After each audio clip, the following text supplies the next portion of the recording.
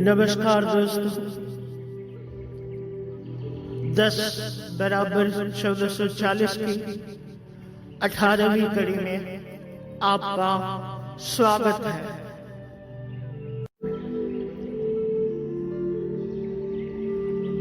दोस्तों,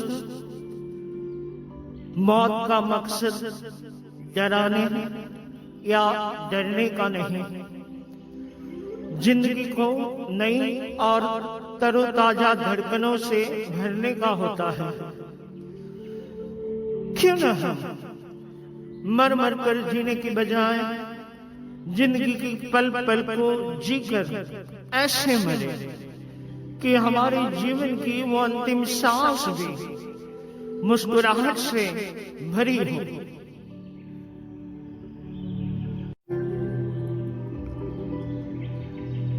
चलिए एक एक्सरसाइज करते हैं।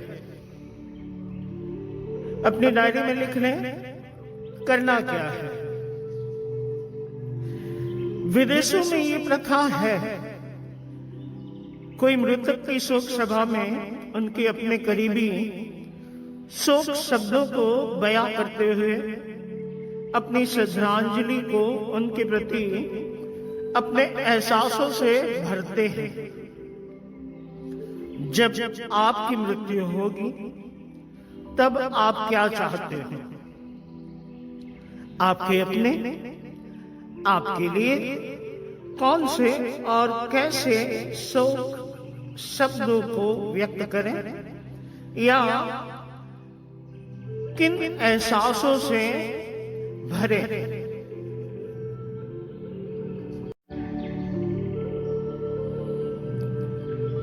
समझ गए ना? यानी जब आपकी मृत्यु हो और आपकी शोक सभा भरी हो, उसमें आपके अपने आपके लिए क्या कहे, आप क्या चाहते हो? इस विषय पर मैं आपको ललित निबंध लिखने के लिए नहीं कह रहा, सिर्फ 4-5 पॉइंट के रूप में आप इस विषय पर अपनी भावना व्यक्त करें और ये काम इस सेशन के बाद और कल के अगले सेशन से पहले कर लें।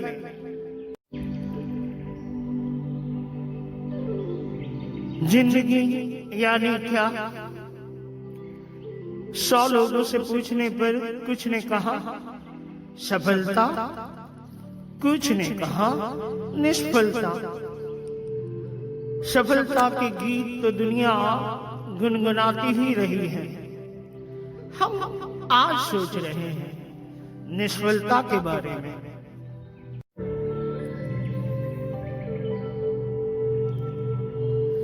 जिंदगी की किताब के जिस पन्ने पर सफलता छपी हो, उस किताब के पिछले पन्नों को पलट कर देखेंगे तो बहुत सारे पन्नों पर यकीनन निष्फलता छपी मिलेगी। सफलता की सफर निष्फलता के रास्तों से गुजरती हुई कहानी है। एक लड़का था, मत पूछो किधर। वो पढ़ लिख नहीं पाता था। लाख कोशिशों बाद उसको रहता ना था याद कि YX के बाद आता था। अल्फाज उसके दुश्मन उसकी आंखों के सामने नाचते थे, डांस कर करके जी भर भर के बेचारे को सताते थे। लिखना पढ़ना थका देता उसको, दुखड़े अपने सुनाता वो किसको। भेजा फुल था, स्टार्टर गुल था, ऊपर से ABC डिस्को। फेल हो गया एक दिन बेचारा, पढ़ने लिखने के बोझ का मारा। लोगों ने उसे गधा बेवकूफ कहा, बच्चे ने सारा अपमान बहादुरी से सहा। फिर एक सवेरे उसने सोना उगला, थियरी जो सुनी जहां ने सारा जहां पिघला। बोलो बोलो कौन है वो?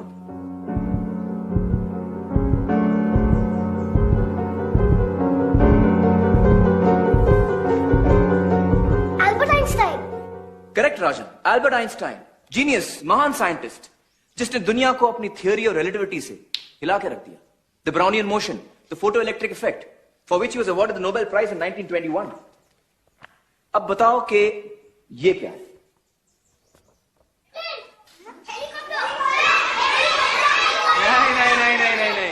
कोई ऑर्डिनरी हेलीकॉप्टर नहीं है ये। The great artist inventor Leonardo da Vinci. कौन? हाँ, उन्होंने ये तस्वीर बनाई थी, a working sketch of a helicopter. लेकिन कब? 15वीं सदी में। पहला हवाई जहाज उड़ता उससे 400 साल पहले। जानते हो, लियोनार्डो डा विंची को पढ़ने लिखने में बड़ी तकलीफ होती थी। कुछ ऐसा लिखते थे विंची साहब।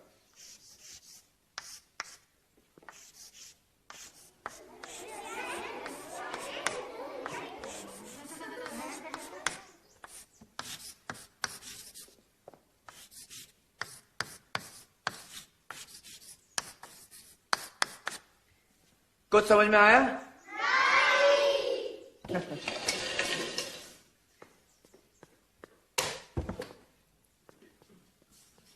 आप पढ़ो।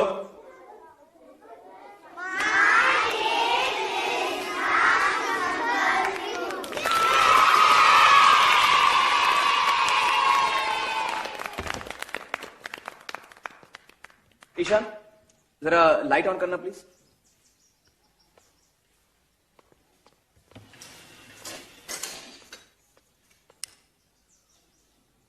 किस महान हस्ती ने दुनिया को इलेक्ट्रिसिटी से रोशन किया? Edison, Thomas Alva Edison. बिल्कुल सही ईशान, वेरी गुड। वो भी बेचारा था एबीसीडी का मारा। आओ बैठो ईशान। नहीं, लाइट रहने दो। एडिसन भाई की रोशनी हम पर पड़ती रहे।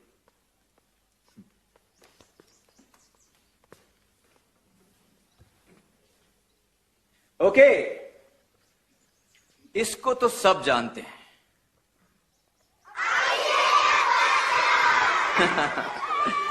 बचपन में इसको भी पढ़ने लिखने में तकलीफ होती थी, लेकिन अब देखो क्या धूम मचा रहा है।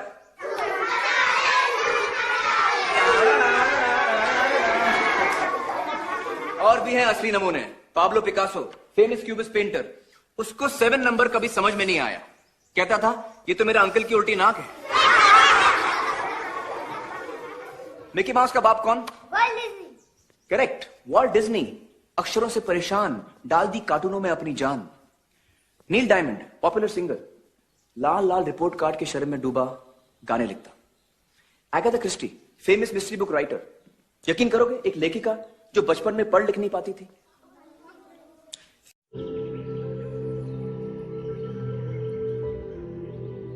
और इतिहास ऐसी हजारों लाखों करोड़ों निष्फलताओं के रास्तों से सफलता की मंजिलों का गवाह है।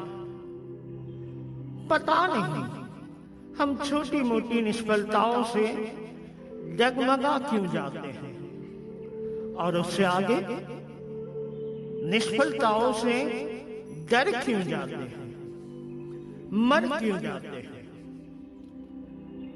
निष्फलताओं से डरना यही मृत्यु है। एक छोटी सी कश्ती को आपने सागर के तूफानों में डगमगाते जरूर देखा होगा, मगर डरते नहीं।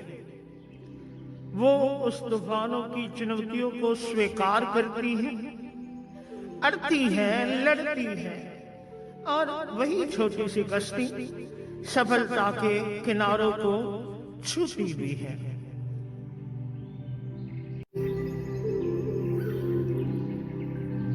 कल मिलेंगे, इस कहानी को आगे बढ़ाएंगे। हाँ, वो एक्सरसाइज करना मत भूलना, बड़ी महत्वपूर्ण है। सोचना ये है कि हमारी मौत पर हमारे अपने क्या कहें या क्या महसूस करें तो हमें पसंद आएगा। 10 मिनट साथ रहने के लिए शुक्रिया। आने वाले 1440 मिनट के लिए बहुत बहुत शुभकामनाएं। Thank you so much.